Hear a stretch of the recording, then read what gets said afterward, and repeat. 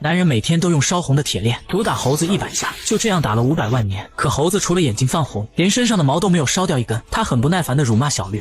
杂碎！小绿听后瞬间炸了，挥起鞭子就要抽下，却被大哥叫住。只见他拿出如来的碎魂碗扔向空中，随着碗越变越大，猴子的魂魄也不受控制的分离，强大的吸力瞬间将锁链击得4分5裂，任凭他如何挣扎也摆脱不了被吸进碗里的命运。这一刻，他终于体会到了死亡的恐惧，眼看猴子就要被吸进碗中。这时，一个男人突然出现，飞到了猴子面前，他的魂魄瞬间与身体分离，随着强大的吸力进入了碎魂碗中。男人是舟山山神周玉官。这天，万妖窟公主罗玉莎夜袭了周元城，以满城百姓的性命为要挟，让周玉官交出上古神器撑天柱。可这撑天柱的秘密关乎3界的安危，于是周玉官担心天下因此大乱，便来到了山神庙，提前解除了不周山的封印。不周山下有一处踏梅弱水之地，弱水牢笼中关押着500万年前的大神猴。周玉官请求大神猴出手帮他解决危机，否则天下将陷入大乱。天下大乱，关我屁事！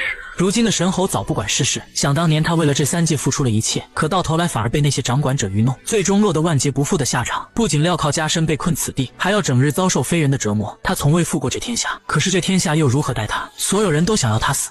你让我去救这天下，那谁来救我呀？谁？心灰意冷的神猴本不想多管闲事，可是就在他即将被碎魂丸毁灭时，是周玉官出现替他挡下了一切，在临死之际留下遗言：拜托了，拜托了！最终周玉山的魂魄彻底湮灭，而对方的舍生取义也让神猴为之触动，于是决定去完成周玉官的嘱托。然而就在神猴离开弱水时，却遭遇了大量的洪水猛兽。原来弱水本是3界最猛的水，渡水者戾气越重，那么弱水也会越猛。神猴被关押在此500多万年，积攒了一身的戾气，要想渡过弱水困难重重。就在神猴要被弱水吞没时，地藏菩萨突然出现，化解了危机。你这泼猴在这里关了500年了，还是这样顽劣成性。就算你渡过这条河，也到不了凡间呐！你是这3界众生的希望，万不可被你的仇恨所蒙蔽。念在神猴是解救3界的唯一希望，地藏菩萨将神猴的魂魄送入周玉官的身体。而此时的周元城罗玉莎将所有人抓来，准备一个个将他们折磨致死。眼看女孩就要被飞镖射中，大神猴出现将女孩救了下来，在弱水牢笼囚禁了500万年。如今神猴终于凭借着周玉官的身体重新现世。周玉官，你终于出现了，把撑天柱给我交出来！对不起，我不是周玉官。你当我瞎呀？你不周玉官你谁呀你？小妖精，你给我听好！1000年前横空出世，500年前傲视群妖，大平3界，而今天我来取你。娶我？他的确不是周玉官。在出弱水之时，地藏菩萨将孙小天和谛听的元神双双注入到了周玉官的肉身。此刻这番身体不受控制的模样，是因为孙小天和谛听各自掌握了一半的肉身，而谛听这家伙完全就不服孙小天。说好上半身是你的，下半身是我的，我至少有一半的支配权利。不过孙小天自然有办法，于是他翻身倒立，以双手代替双脚。还没得意许久，谛听便一脚踢向自己的面门。打我！我打死你！打死你！狗日头操！可在其他人的眼中，却是一个神经病在自我互搏。真怕是傻了吧？你说谁？就说你！只见雷将带着雷电之力向孙小天飞身而来，可孙小天丝毫不慌，他急速旋转，在城内掀起了一股巨大的风暴，接着一棍子便将雷将击出了108000里。而下面出场的烽火殿3大神将也都被孙小天一人一棒轻松解决。玉冰心无奈只得亲自出手，可几招下来便被孙小天狠狠一棒敲在了屁股上。猴子，你怎么拿我头上的屁股？玉冰心羞愤之下，直接放出大招。只见无数冰莲向孙小天袭去，可都被孙小天以棍棒一一格挡。而孙小天哪都不敲，专门盯着人家的屁股敲。你个混蛋！你不是周玉官，那你是谁？我是大神猴孙小天，去了落水，谁能报我的名字？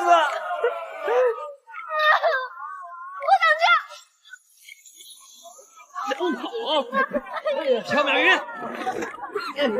而他刚刚能打败玉罗刹，也只是依仗谛听所变的扁担。见他呼唤缥缈云无果，被他所救的城中百姓无不对他发出嘲笑。殊不知，若不是孙小天，城中早已尸横遍野。而后城主为他举行了一场庆功宴，答谢他解救了城中百姓。孙小天再次强调，他不是山神，而是大神猴。山神，如果你真的是孙小天，那天上的圣武神猴又是谁？假的。假的！大家都知道大神侯有一根如意乾元棍，你要是把这根棒子给我看一看，我就信你丢了。丢了！此话一出，在场之人皆发出嘲笑之声，全然不顾孙小天的感受。而孙小天也不惯着他们，直接将桌子一脚踩烂，这才让众人收起了嘴脸。愤怒离场的孙小天竟有些后悔救了这群人。他来到城墙上，暗暗发誓要恢复法度，让世人看清谁才是真正的大神侯。就在这时，被他所救的明月来到他身边，说自己相信他便是大神侯。见孙小天以为是在安慰他，便将自己眼睛给他观看。在两人四目相对时，孙小天竟对眼前的这个女子生出了不一样的感觉。自己糟糕的心情也被他逗得烟消云散，而刚刚在嘲笑孙小天的众人，却不知万妖窟又派了高手前来。面对众多妖怪，他们心生恐惧，毫无还手之力的被万妖窟屠戮。待孙小天三人回到城中，竟未曾见到一个活人，而明月也在半路落在了巫王手中。巫王以此要挟孙小天说出撑天柱的下落，更是直接在他面前击杀了明月。孙小天眼睁睁看着心爱之人陨落，备受打击的他呆愣在原地，就连被巫王一掌击飞，眼睛也是不舍离开明月半分。次日，巫王以城中百姓的性命要挟孙小天说出撑天柱的下落，而孙小天确实是不知道撑天柱在哪，他也是有苦难言。眼看巫王施法就要再次屠戮百姓，谛听连忙说道他知晓撑天柱在哪，于是巫王便挟持了一众百姓来到了不周山。可谛听却随意拿起一块石头，写上搬山令3个大字，想以此蒙混过关。可结果就是谛听挨了红衣女的一顿暴揍，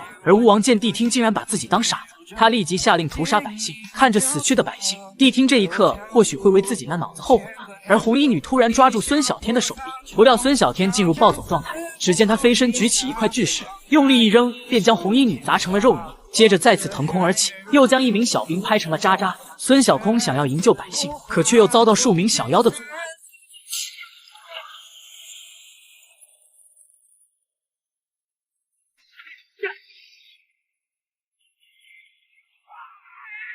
擒贼先擒王，孙小天向巫王发起了进攻，却被巫王一道冲击波击退数米。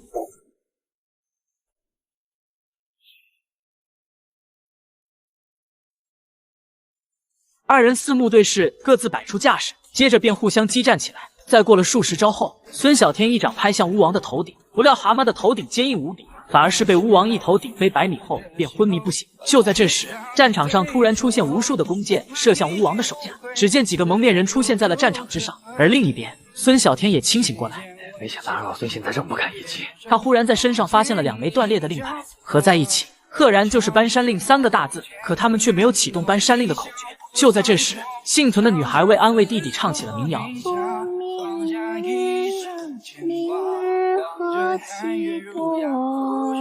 随着歌声响起，令牌居然有了反应。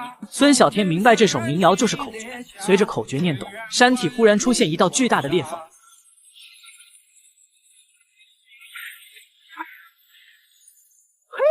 还不让老娘，还不让老子进去！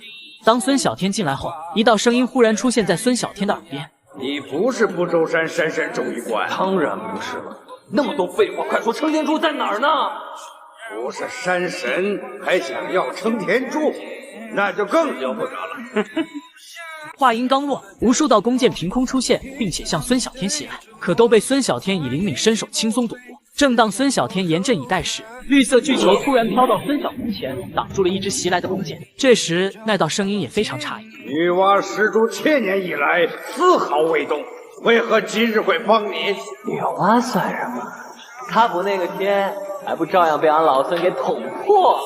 只见女娲石突然来回飘动，一个不留神便钻进孙小天的嘴里。这时，孙小天的体内突然散发出一股巨大的能量。原来孙小天本身就是女娲的五彩石所化，而撑天柱撑的就是女娲石，本就是同根生。此刻女娲石和孙小天合二为一，让孙小天在此刻变得越发强大。随手一拍，竟将山体拍出一个巨大裂缝。接着神秘声音告诉孙小天，这整座不周山就是撑天柱，只要能将不周山连根拔起，便能得到撑天柱。听闻此话，孙小天飞身来到一块巨石前，接着抱住巨石，使出浑身的力气，便要将不周山连根拔起。而洞外，巫王正和几个蒙面人在激烈缠斗。突然，无数巨石滚落下来，接着整个山体爆炸开来，一根巨大棒子也同时出现，砸向了巫王。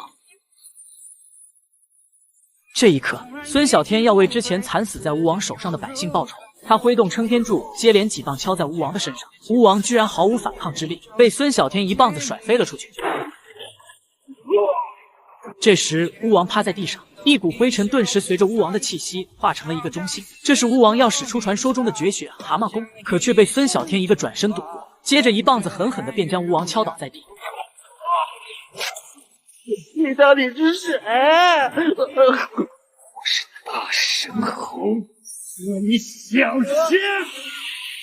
这一棒直接将巫王击飞10万8千里，一命归西了。很快，万妖窟便收到了巫王被孙小天干掉的消息，而这一次，他们又会派出什么样的高手来抢夺撑天柱？将这箱宝物送给水脏洞的秦羽红，告诉他，本王为他弟弟的死感到很遗憾。